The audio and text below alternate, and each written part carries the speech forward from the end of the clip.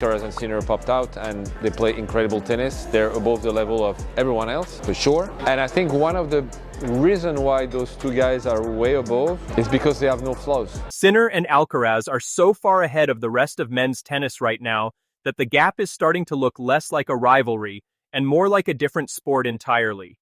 Right now, at the one tournament that matters most in the entire sport, neither of them is walking out for their opening match at full strength.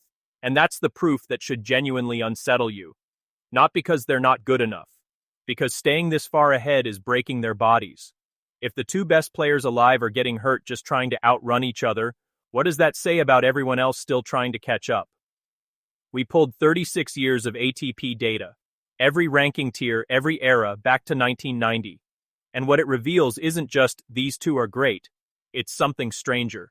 A gap that's been quietly widening for over a decade, hiding in plain sight, that most fans have never actually seen laid out in numbers. By the end of this video, you'll understand exactly how big that gap is, and why it might be about to get even bigger. Let's get into it. Let's start with what you can actually see right now, because what's visible is only the surface of this. Carlos Alcaraz hasn't played a competitive match since spring. Wrist injury, out since Barcelona, missing almost the entire summer hard-court swing on the road into New York. Jannik Sinner isn't walking in at full strength either. This stops looking like bad luck and starts looking like a clue.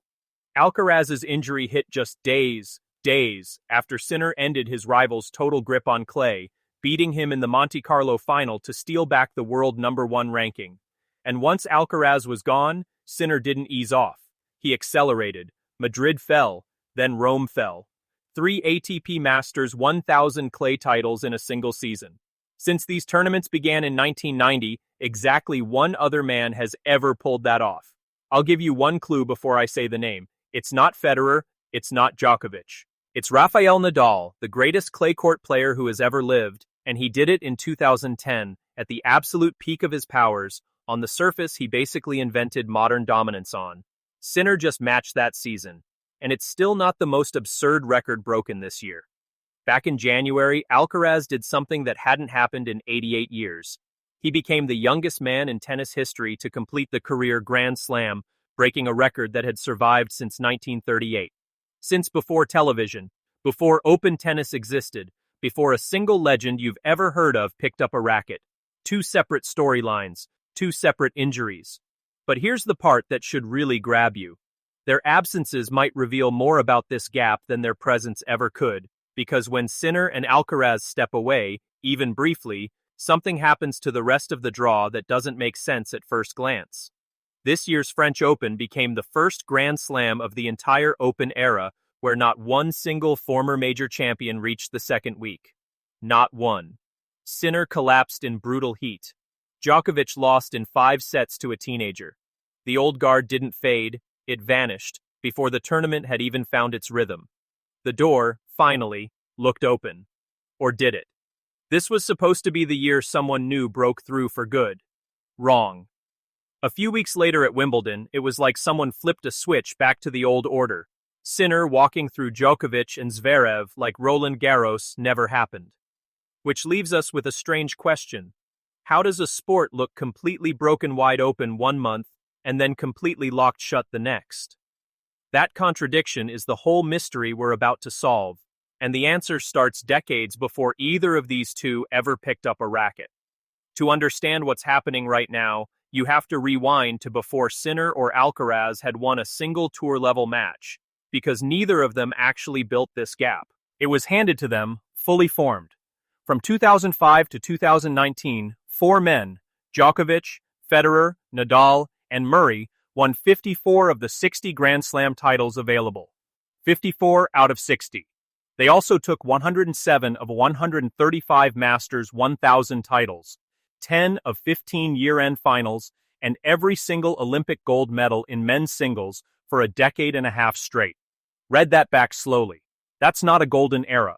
That's closer to a monopoly, one so long and so total, it quietly rewrote what great even means in this sport, years before its successors ever showed up. Almost nobody says this part out loud. Sinner and Alcaraz aren't really the next generation. They're something closer to composite characters, assembled from everything that generation proved was even possible. Watch Alcaraz, and you're watching Federer's shot-making, fused with Nadal's physicality, fused with Djokovic's ability to survive absolutely anything a match can throw at him, all in one 20-something body. It's long been said his ceiling is the highest in the sport. The terrifying part for everyone else is that Sinner reaches his own ceiling far more consistently than Alcaraz reaches his. Sinner, meanwhile, plays like an optimized version of peak Djokovic. That same suffocating return game fused with the pinpoint serve placement that's defined his career, plus baseline power that doesn't just beat opponents. It grinds them down, point by relentless point, until there's nothing left. The brutal reality?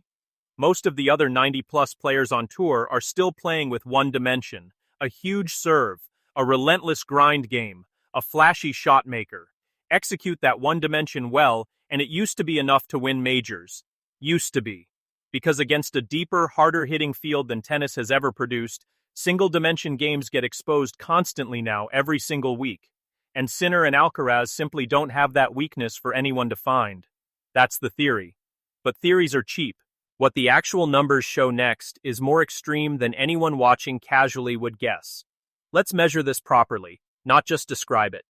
Going all the way back to the first ATP season in 1990, we tracked how often top 5 players beat opponents ranked outside the top 20, split into 3 tiers. 1 through 5, 6 through 10, and 11 through 20. Through the 1990s and into the 2000s, the top 5's win rate against those outsiders sat in the low to mid 80% range. Solid, beatable. Tennis actually had chaos in it back then. Real upsets, real chances for outsiders. Then the Big Four era arrived, and that number didn't just climb, it spiked above 92% and stayed there for years. That's the literal sound of a sport tilting toward total control at the very top. One number here should truly alarm everyone currently ranked outside the top 5. In 2024, that win rate climbed right back toward 90%, with Sinner making his leap alongside an already elite Alcaraz. That same year, Djokovic himself, well past his physical peak, still went 28-4 in these matchups. Zverev and Medvedev, both legitimate, major final caliber players in their own right, combined to go 86-11. Translation: even the tier directly beneath Sinner and Alcaraz is now dominating everyone below them almost as thoroughly as the Big Four once dominated the entire sport. The ruthlessness didn't disappear when the Big Four faded. It just moved down one level and kept going. But it gets stranger still, and this is the number that surprised even us.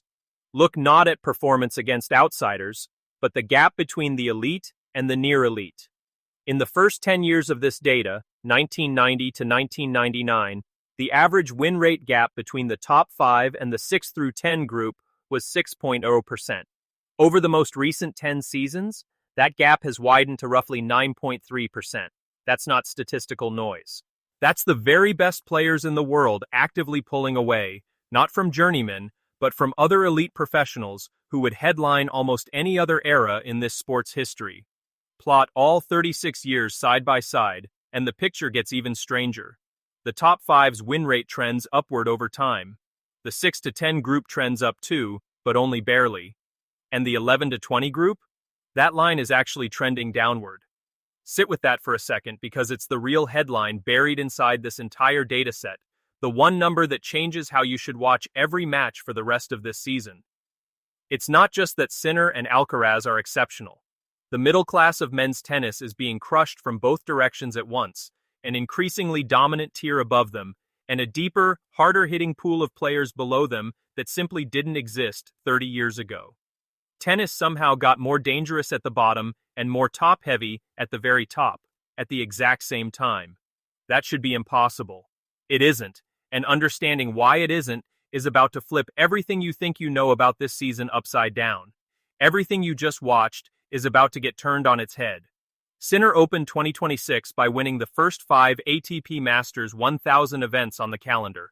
Along the way, he beat Zverev in straight sets, 4 separate times, at Indian Wells, Miami, Monte-Carlo, and Madrid. Not close matches. Straight set beatdowns, on repeat, against a top 3 player in the world. By every instinct this video has built in you so far, that should mean the gap is only getting wider. And on the surface, it does.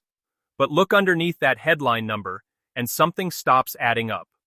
Factor in this season's wave of injuries and withdrawals, and only half of the top 10 entrants at Masters 1000 events made it to the round of 16 this year. In the entire history of this event format since 1990, there is exactly one season worse than this, 2001, just over 46%. Push it out to the top 20, and this season sits at just over 43%, the fourth lowest rate ever recorded. And almost every season worse than this one happened decades ago, back when some tournaments were still played on carpet courts that don't even exist on tour anymore. At the majors specifically, it's a little less extreme. Just under 2/3 of top 10 entrants reach the second week. But zoom into that number and it gets uglier fast. Among players ranked 6 through 10, only 2 men managed multiple second-week runs at Grand Slams all year. 2 out of 5 players in an entire season. Which is it?